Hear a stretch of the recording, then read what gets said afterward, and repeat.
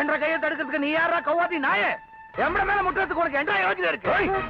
ஐயா ஐயா என்ற அம்மத்து மேல ஒன்ற கை பட்டிருந்துச்சுன்னா என்ற யோகிதை என்ன தெரிஞ்சிருக்கும்.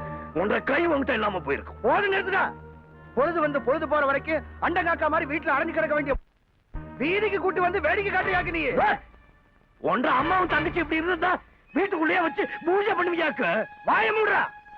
பரம்பரை பரம்பரையா அரண்மனைக்கார தலையில ஏற வேண்டிய மகுடத்தை தட்டி விட்டது இல்லாம வாய்க்குள் பேசுறியாக்கோ. வாய் கொழுப்பு எங்களுக்கு போட. சாப்பாடு சாப்பிடுறவனா இருந்தா சம்பிரதாயம் என்ன சாதி என்ன தெரியும். சாணம் தின்றவனுக்கு என்ன தெரியும்? அதே சாணத்தை தான் பிள்ளையார புடிச்சு வச்சு எல்லாரும் கும்புறாங்க. மனுஷனா தானே மறுவாத தெரியும். ஆறுகிட்டடா பேசுற? அரண்மனைக்காரங்கிறத மறந்துட்டியாக்கும். ஒன்றரை மாதிரி ஒட்டுக்கிட்டெல்லாம் நான் பேச மாட்டேன். ஏன்னா நான் ஒரிஜினல். யாரு யாரிடா ஒட்டுங்கிற? 8 பட்டி கட்டி ஆள பிறந்தவடா நானு. ஜாக்கிரதையா பேசு. இல்லைன்னா உனக்கு